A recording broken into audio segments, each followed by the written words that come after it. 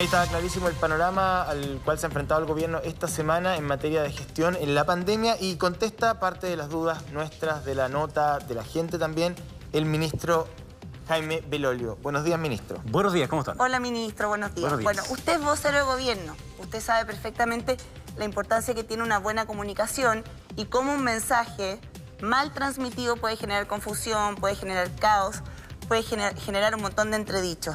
Y justamente eso se ha puesto en duda del gobierno en el último tiempo. Tiene que ver con una comunicación de riesgo mala. Lo han dicho varios expertos, se ha criticado también en el extranjero. En fin, nos han puesto como un ejemplo de lo que no hay que hacer, porque hablan de la paradoja chilena, de cómo por un lado las vacunas han sido muy exitosas, el proceso de vacunación así lo ha sido, lo han destacado también en el extranjero, pero sin embargo estamos viviendo las peores cifras de la pandemia. Ministro, y cuando hay una mala comunicación en un momento tan grave como este, hay personas que mueren. Y la cifra es impactante, o sea, hay una persona que muere en Chile cada 15 minutos. ¿Cuál es el mea culpa que hace el gobierno? Bueno, yo primero le agradezco la invitación y creo que ustedes también son parte de la comunicación de riesgo, porque ustedes están muchas horas al día aquí mismo, en donde transmiten a la ciudadanía, con la credibilidad que tienen cada uno de ustedes, los mensajes de autocuidado. La comunicación de riesgo significa en la práctica el que las personas puedan reconocer qué pueden hacer ellos para evitar mayor riesgo frente, en este caso, a la pandemia, ¿cierto? Y cuáles son las medidas de protección y de, si les pasa algo, digamos, qué es lo que tienen que hacer. Y ustedes hicieron recién un mostrario, llamémoslo así, un compilado de todas las cosas malas. Y yo creo que está bien, es legítimo. Y el generador de caracteres dice un ejemplo de lo que no hay que hacer. Eso solamente se dijo una vez, porque hace un par de semanas atrás Chile era el ejemplo de lo que había que hacer. Entonces yo creo que no es bueno en la comunicación de riesgo que pasemos del infierno al cielo de una vez a otra. Pero más que defenderse, ministro, hay pero mea culpa. Lo que pasa, Diana, es que a mí me toca también tener que defender ciertas medidas frente a críticas que son intelectualmente deshonestas. Las otras críticas están perfectamente bien y una las recoge. Y sí, Diana, nos hemos equivocado. Y hemos cometido errores y hemos pedido disculpas por eso y volvemos a pedir disculpas por eso, pero no solamente nos quedamos en eso, sino que después tenemos que salir adelante para reparar aquellas cosas que no han estado bien comunicadas. Entonces, en estos días hay personas que nos han dicho, mire, la comunicación de riesgo y otro. Encantado de poder recibir cuáles son las mejores fórmulas para que las personas entiendan. Sobre todo ahora, como bien decían ustedes, que el 65% de quienes están entrando a las camas críticas son menores de 59 años. Una cosa es por el efecto de la vacuna, ¿cierto? Pero también es porque la inmensa mayor parte de los chilenos ha seguido las medidas de cuidado. Se han portado bien, han seguido las medidas. Pero durante un año completo ya hay una cosa que llaman los expertos que es este cansancio pandémico, fatiga pandémica le llaman. Que después de demasiado rato con medidas restrictivas, las personas no pueden seguir cumpliéndolas y no tienen el mismo efecto. Entonces, sí, por supuesto que no hemos equivocado, Diana. Y por supuesto que vamos siempre a dar la cara a decir, mire, ¿sabe qué? Eso pudo haber sido comunicado de forma mejor y otra. ¿En qué se han equivocado? ¿O cuál ha sido la equivocación más grande? Yo creo que muchas cosas, Diana, pero más que ir a cada una de ellas, la clave es que ahora, en vez de la lógica que sea absolutamente negativa, de crítica permanente y absoluta, digamos, yo creo que este es el minuto, dado que estamos viendo un momento tan complejo, este es el minuto de que esto no es de izquierda a derecha, no es de ricos pobres, de gobierno oposición, no, es absolutamente para todos. ¿Por qué? Porque tal como dices tú, hoy día estamos en lo crítico de personas que pierden la vida. Entonces, ese es para nosotros el centro de esto. Por supuesto que hemos cometido errores y de nuevo pedimos disculpas por ello, pero los reparamos también cuando nos damos cuenta de aquello. Hemos tenido que tomar medidas que son restrictivas. Ministro, algunas de las cuales, al tiro, algunas de las cuales se mencionaban aquí como la pasada. Por ejemplo, el aeropuerto. El aeropuerto solamente había una entrada. Aeropuerto Arturo Merino Benítez. Pero la entrada principal, ministro. Pero está bien, pero es solamente una. Todas las personas que ingresan a nuestro país tienen que ingresar con un PCR negativo. Luego, además, tienen que hacer una cuarentena. El problema es que esa cuarentena que hacían después no todos la cumplían. Entonces, ahí tenemos un problema y ahí que seguimos la lógica de que se sigue en otras partes del mundo, de las restricciones más altas que existen, que es que tengan que estar 5 días en un hotel pagado por ellos mismos. A ver, y ahora ministro, le sumamos, lo que pasa es que... al tiro, sí. Y ahora le sumamos esta otra, que es básicamente que solamente se puede entrar por razones humanitarias o súper fundadas o salir. Exactamente lo mismo que hace Australia, Nueva Zelanda, que se ponen como ejemplo. Y voy a volver a repetir algo que dije en su momento. Los países democráticos no pueden impedir que los connacionales ingresen a su país, pero sí le puede pedir restricciones para que la cepa distinta no entre a nuestro país. Tratando de interpretar a la gente en su casa, más allá de entrar en cada una de las medidas que hemos discutido profusamente aquí y en otros espacios de televisión y radio, lo que uno percibe esta semana del gobierno es una irritación permanente porque lo están criticando, básicamente. Y que cuando uno se da cuenta que un chileno muere cada 15 minutos y 120 personas mueren al día, la verdad es que la crítica o las teorías de la conspiración de la prensa internacional, como dijo el ministro París, parecen absolutamente desenfocadas, digamos. O sea, yo leía su entrevista el fin de semana en el Mercurio, me pareció que había una excesiva concentración en defender al gobierno. Yo sé que es su función, yo sé que ese es su rol.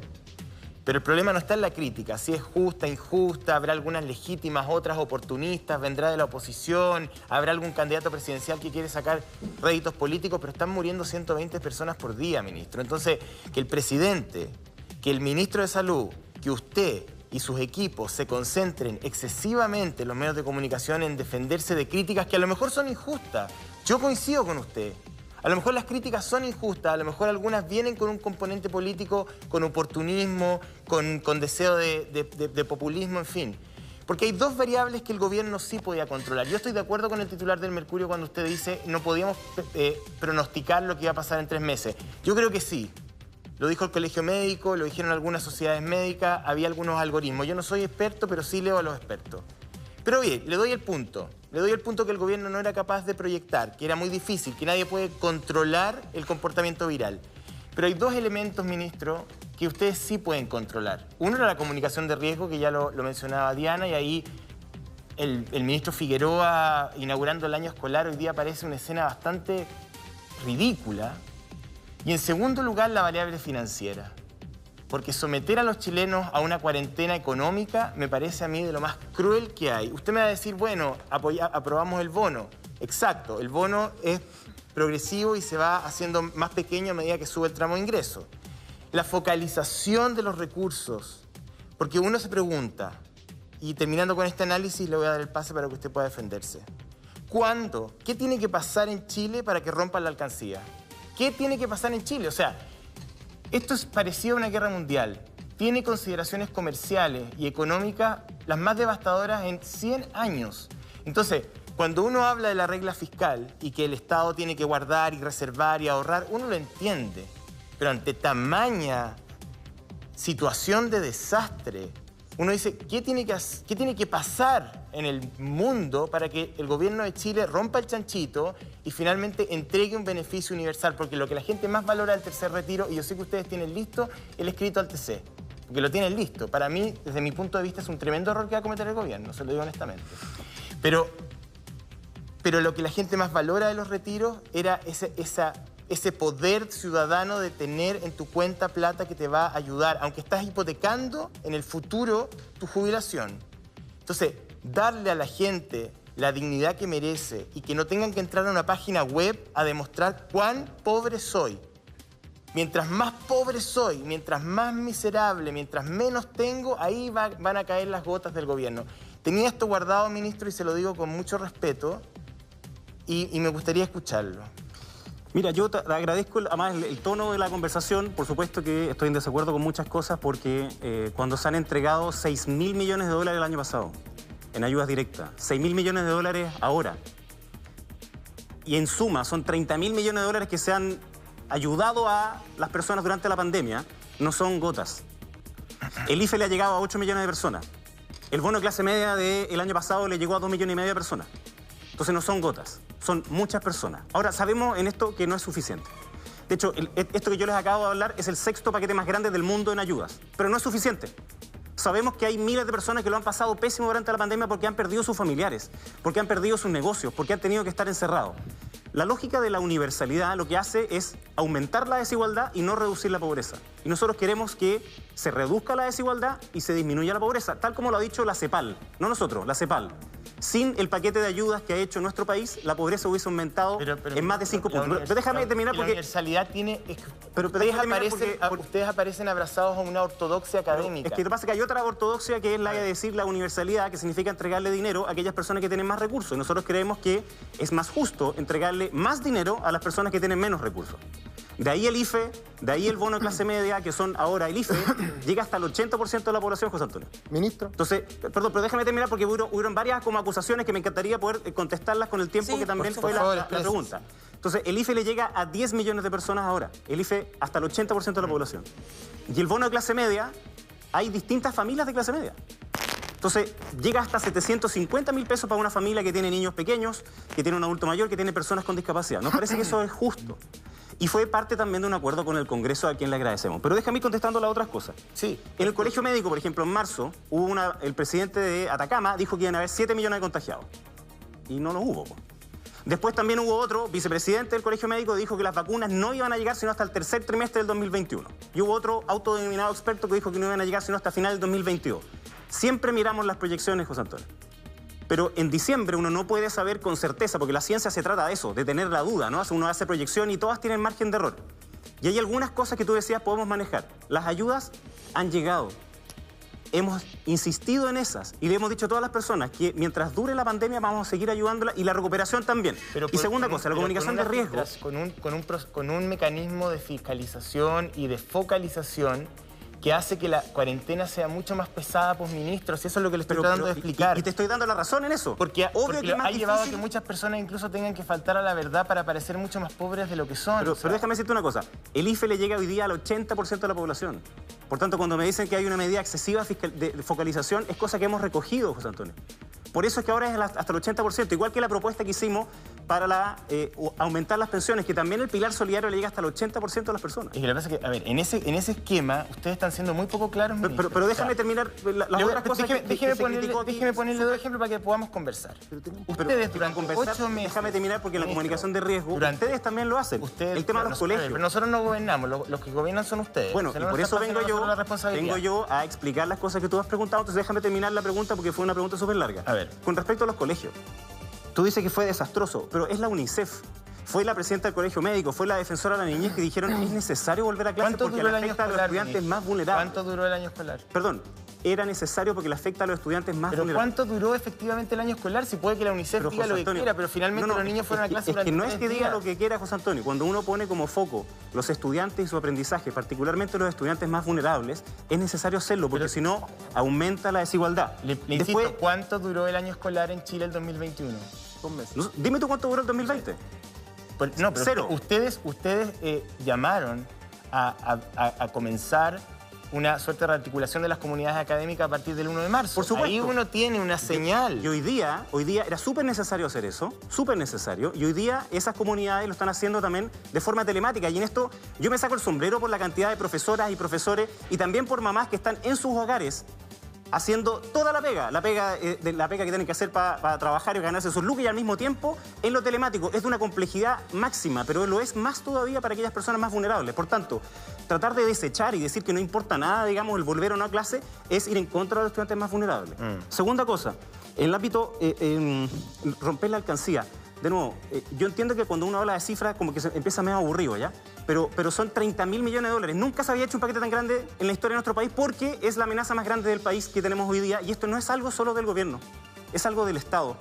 El año pasado hubo un acuerdo de 12.000 millones de dólares y un acuerdo de otros 6.000 millones de dólares. Suena como que fueran demasiados números, pero en concreto significa para el IFE hasta junio a 10 millones de personas. Lo que pasa es que el bono de clase media a 2 millones de personas. Al tiro lo del pase Paulina, pero que en concreto nosotros vemos todos los días que está bien. Usted nos da una cifra que no entendemos, yo no tengo cómo rebatirle porque yo no soy experta en cifras, pero lo que vemos todos los días son personas que tienen que salir a trabajar. Así es. En medio de la cuarentena porque no les ha llegado ningún bono, porque no tienen cómo parar la olla. Yo no tengo cifras para rebatirle, yo no puedo decirle cuántas personas son, pero lo vemos todos los días, Mini. Está bien, y lo vemos también, Diana, y por eso es que se han mejorado varios de estos procesos. Por ejemplo, te voy a poner 2 cambios súper importantes. El primero es que el IFE ahora, cuando es hasta el 80%, incorpora muchas más personas. Se incorporaron alrededor de 2 millones de personas más que sí pueden recibir el IFE. Segunda cosa, aquellos que recibieron el IFE en octubre, que fue el 6º pago del IFE, va a ser automático esto. No tiene ni siquiera que postular, va a ser automático. Y mientras más automático sea, es mejor. Pero ¿cuál es el problema de que el IFE fuera un beneficio universal? Usted pero si en la práctica lo es, José Antonio, si llega al 80%. Yo creo que tú, yo y la Diana no necesitamos el IFE. Bueno, pero yo puedo pagar impuestos, yo puedo pagar más impuestos. O sea, si ustedes se oponen al impuesto a los súper ricos, o sea, ahí hay una incongruencia. ¿Por qué me atribuyes eso a mí, José Antonio? Es algo que se está discutiendo ahí. Déjeme argumentarle. Ustedes dicen, no se pueden beneficios universales porque los recursos son escasos Porque hay que focalizar y porque no es justo que aquellas personas... Perdón, disminuye la desigualdad y la pobreza, José Antonio. Pero la política tributaria disminuye la desigualdad. Efectivamente. Y ustedes se han opuesto a un proyecto... Nosotros vamos a las personas más pobres, porque si no haces eso, lo que hace es aumentar la pobreza y aumentar la desigualdad, cosa que nosotros no queremos. A ver, pero ¿cuál es el punto de entregar un beneficio universal? Y usted dice, bueno, pero los que tienen más no pueden recibir ese beneficio. Pero hay otro proyecto, que es un impuesto a los súper ricos, donde ellos financiarían una renta también temporal. Y el gobierno también se opone a eso. Quienes más tienen pueden pagar más impuestos y también recibir beneficios. Ya, es que mira, lo que pasa es lo siguiente. Si nosotros agarramos la misma plata y la dividimos en todos, significa que a la gente de IFE, que en mayo va a haber tenido un año completo de IFE, en vez de pasarle todo ese año completo, que en algunos casos es 1 millón, 1,5 millones, o quizás más, es pasarle mucho menos. Y a mí me parece que no es justo eso. Ministro... Lo justo es entregarle más a aquellas personas que lo necesitan más. Lo mismo con respecto a la familia de clase media. No es lo mismo una familia que tiene niños pequeños, adultos mayores, personas con discapacidad, que aquellos que no. Entonces, yo te pido, así como tú dices a mí que hay una ortodoxia, te pido también que no tengas la ortodoxia de decir que la única salida es la universalidad, cuando la universalidad lo que hace es aumentar la desigualdad. ¿Qué es lo que usted cree que los chilenos valoran de los retiros? Más allá del dinero, que es muy importante. ¿Qué es lo que usted cree que valoran? Yo entiendo... Se les dio la dignidad de poder entrar a una página web, hacer un trámite muy simple y recibir ese dinero que les alivia la carga. Lo tengo absolutamente claro, y un momento de la pandemia, cuando se hizo el primer retiro, fue clave.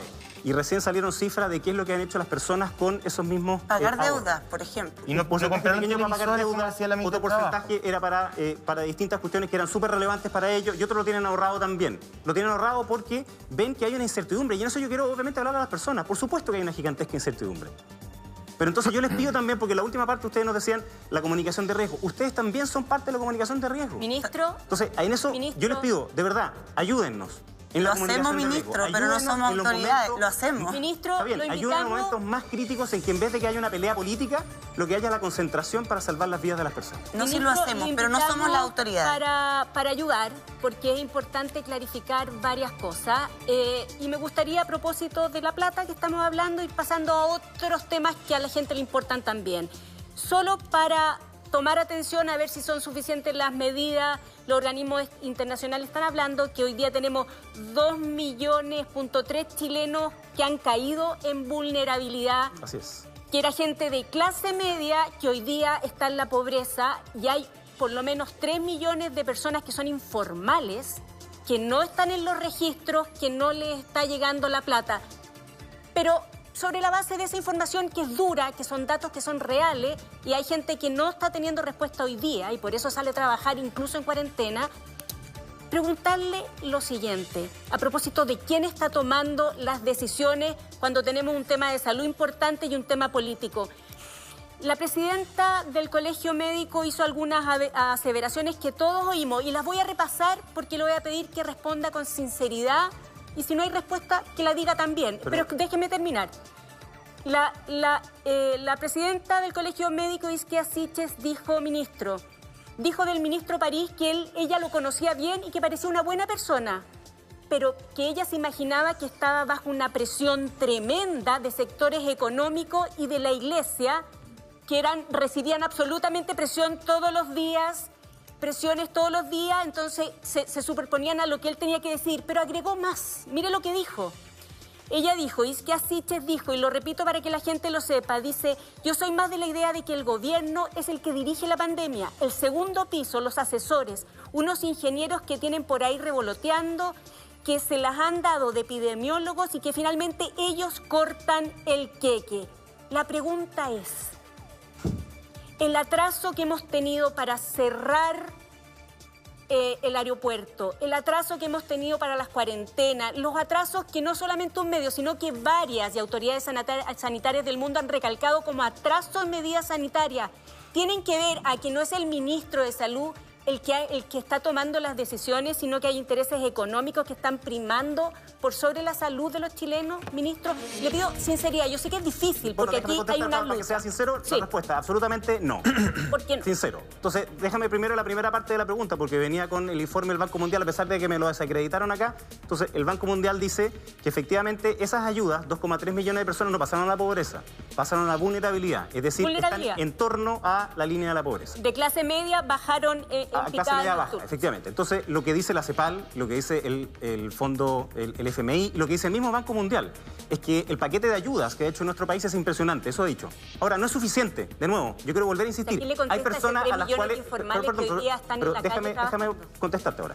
Entonces, el IFE es para aquellas personas que tienen informalidad, que hoy día va a llegar hasta el 80%. Nosotros recogimos algo también del año pasado, que nos decían aquellas personas, por ejemplo, que eran garzones, que ellos tienen un sueldo mínimo y todo el resto del salario se lo hacen a través de propinas, a través de la comisión por venta y otros. Esas personas obviamente no pueden mostrar una rebaja de sus ingresos porque estaban ganando el mínimo.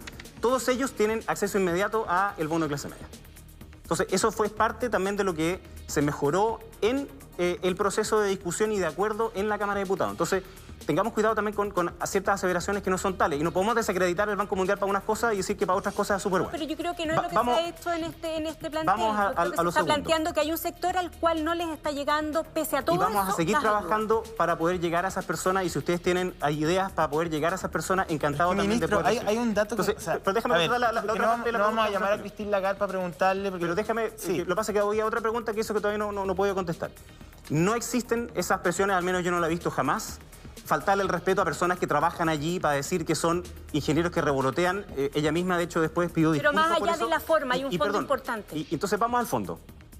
Cuarentenas tienen un proceso que se ha seguido aplicando desde que existe el plan paso a paso, que lleva muchos meses. Nunca hemos relajado eso. Para el verano, de hecho, hubo quienes nos criticaron mucho cuando en diciembre dijimos que toda la región metropolitana fuera a fase 2. Nos criticaron súper fuerte. Y lo hicimos porque era necesario hacerlo. No porque no fuese necesario. Y ahí nos criticaron y después ahora los mismos además que nos critican en esto, nos dicen en marzo, cuando tuvieron que votar sobre el poder seguir haciendo cuarentenas comunales, votaron en contra. Sí, pero recuerde, ministro, que hoy día los especialistas están diciendo que el nivel de contagio que tenemos hoy día es por la movilidad que se generó principalmente en vacaciones. Pero yo creo que ha habido medidas lentas y lo han dicho los especialistas, no estamos hablando nosotros. Yo entiendo su opinión y es súper legítima. Entonces, y la opinión de algunos otros expertos que en algunos casos le han apuntado y en otros casos no le han apuntado. Entonces, ¿qué es lo que hicimos? Esta fatiga también, y habían varios parlamentarios y otros especialistas que también decían que era necesario que para vacaciones hubiese un espacio para que las personas pudieran descansar. Yo me imagino que yo ocupé el permiso de vacaciones, salí 8 días, de los cuales tuve que trabajar 6. Me imagino que ustedes también lo ocuparon y lo ocuparon bien. Entonces yo no creo en la tesis de echarle la culpa a la gente. La inmensa mayor parte de las personas que hicieron uso de ese permiso de vacaciones para salir 1 día, 2 días, 3 días, hicieron buen uso. Lamentablemente hay quienes no lo han hecho. Entonces, mucho más que eso, ministro. Pero déjame terminar en la otra parte. El aeropuerto. Desde diciembre a la fecha se han hecho 40.000 test PCR en el aeropuerto. De ellos, 343 salieron positivos. De esos 343, el 85% eran chilenos, a quienes no se les puede impedir que ingresen a nuestro país, pero sí se les puede pedir que hagan, por ejemplo, una cuarentena. El foco está puesto en que no vengan nuevas cepas, ¿cierto? Y que no nos contagiemos de algunas otras cepas que están en otras partes del mundo. Y por eso es que ahora se tomaron medidas más duras, porque estamos en un momento más crítico. Entonces, sí, ministro, pero Paulina, perdóneme que lo hoy día interrumpa. casi toda la población está en cuarentena. Por tanto, cuando nos dicen de que hemos llegado tarde a ella, hemos seguido la comunicación de riesgo del plan paso a paso, y cuando aumenta la incidencia, es decir, los casos por cada 100.000 habitantes, vamos a cuarentena. Que sabemos que es muy complejo para millones de personas, y por eso vamos a seguir. Pero yo creo que hasta el ministro París, si estuviera acá, diría que seguramente alguna de las medidas habría que haberlas tomado antes. Nosotros mismos lo vimos diciendo previamente, antes de que saliera el anuncio presidencial, que él creía que la cosa se iba a apretar. O sea, hay claramente, y por parte de la comunidad médica, había necesidad de tomar medidas, y lo sabe todo el mundo. Así la hemos hecho, Paulina. La comunidad médica también está representada en un consejo que nosotros tenemos por el COVID, en que está el ministro París, y esta idea de querer sacarle el piso al ministro París y al equipo de salud me parece que es completamente equivocada. No, al revés, todo lo contrario. Precisamente en el ámbito de la comunicación de riesgo. Hay quienes han tratado de hacer una serie de lucubraciones que simplemente no son ciertas. El ministro París ¿usted también cree que es un extraordinario ministro que ha dejado una pega muy buena, muy difícil. La doctora Paula Daza también lo es, y nosotros respaldamos siempre esas medidas. Entonces, pero esa lógica de la conspiración es impresentable, pues, ministro. O sea, ¿Pero quién ha dicho eso? Cuando usted dice que quieren quitarle el piso, ¿quién le quiere quitar el piso al ministro? O sea, si al ministro le va bien, nos va a todos bien. O sea, perdón, me acaban de leer una serie de cosas diciendo que él no es el que toma las decisiones, después hay otros por el lado. Cuando el ministro París aparece diciendo que el Washington Post y el New York Times, 2 diarios súper prestigiosos, están casi en una suerte como de conspiración editorial en contra del gobierno, como que todo pierde seriedad. Y a ver, y yo no he pronunciado ni una palabra sobre eso, José Antonio, así que no me atribuyas con respecto a cosas que yo no he dicho. No, ministro, vamos a ver una nota a continuación, pero antes, pero es importante afirmar. Si me preguntan, aquí no solo, puedo contestar, entonces ¿cómo lo hacemos? Lo oímos, pero solo decirle que aquí lo que se está diciendo al revés es que hay que apoyar, yo encantado de al equipo sanitario. todo el rato que ustedes quieran, pero si me preguntan cosas, me dicen, déjenme por favor tener un mínimo de espacio para poder contestarlas, porque si no es imposible, digamos. Sin lugar a dudas, pero usted no ponga en nuestra boca cosas que no hemos dicho, porque aquí al revés... exactamente lo mismo. Súper de acuerdo. Les pido exactamente lo mismo. Súper de acuerdo. Pero, ministro, 5 segundos. Aquí al revés se ha dicho que era importante apañar las medidas sanitarias. Y eso es lo que hemos hecho al revés. Siempre. Siempre. Lo que ha estado primero son las medidas sanitarias. Siempre han estado primero esas. Y así lo hemos hecho en cada una de las reuniones que hemos tenido. Por tanto, de nuevo, yo no creo en las teorías conspirativas, así como tampoco creo cuando el otro día salió, no sé si fue en este medio u otro, un doctor que decíamos que éramos tarados. Y que estábamos haciendo estos concretos. No fue en otro canal.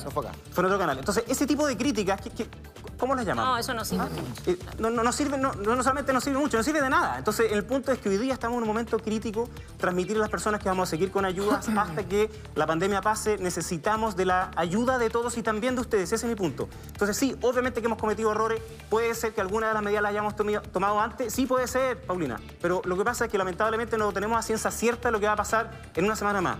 Esa es la dificultad que tiene la pandemia, no solo en Chile, en el mundo completo. Cuando en Israel comenzaron a vacunar, también aumentaron los contagios. Cuando en Inglaterra pasó aquello, exactamente fue lo mismo. Entonces, sí, nosotros no podemos tener una gota de exitismo cuando hay personas que han muerto producto de esta pandemia en Chile y en el mundo. Sumándose a sus palabras, sabemos que vienen 2 semanas críticas, ministro. Así es. La gente necesita dinero para poder quedarse en sus casas. Efectivamente, y por eso es que aprobamos el día de ayer este bono de clase media más el IFE, que ya se pagó el de marzo y se va a empezar a pagar el de abril y luego mayo y junio. Está asegurado eso. Entonces, el bono de clase media va a empezar cuanto antes. Entiendo que el ministro de Hacienda dijo que 10 días es lo que se demoraba más o menos, y de ahí empieza a llegar esa ayuda. Es súper necesario. Entonces, en la página del gobierno, que es proteccionsocial.gov.cl, es sencillo entrar. Y no requieres tener, por ejemplo, clave única, porque antes se exigía eso, claro. No lo requieres. Ministro, y hay un buscador de beneficios que te permite fácilmente poder recibir esos fondos. Cuando ampliamos el margen, son muchas más las personas a las que van a poder llegar. Y si hay personas que no les están llegando, por supuesto vamos a seguir trabajando. ¿Qué hacemos con los que no tienen acceso a Internet? Lo vemos mucho en la calle. Adultos mayores que no saben. Sí. No conocen, no pueden postular. Eso pasa y nosotros hacemos como llamémoslo así, operativos, en donde vamos a distintos lugares que son más alejados, en donde junto con los municipios se ofrece ayuda para que las personas puedan postular. Porque a veces es un poquito complicado, como dice José Antonio. Efectivamente, hay que poner algunos datos, yo puede ser un poquito complicado. Más complicado, perdón, más que lo tecnológico, que yo estoy de acuerdo con la Diana, hay una barrera de entrada. Hay un tema que tiene que ver con el nominal, ministro, con los números. Si es que cualquiera que tiene una calculadora no da. O sea, a ver...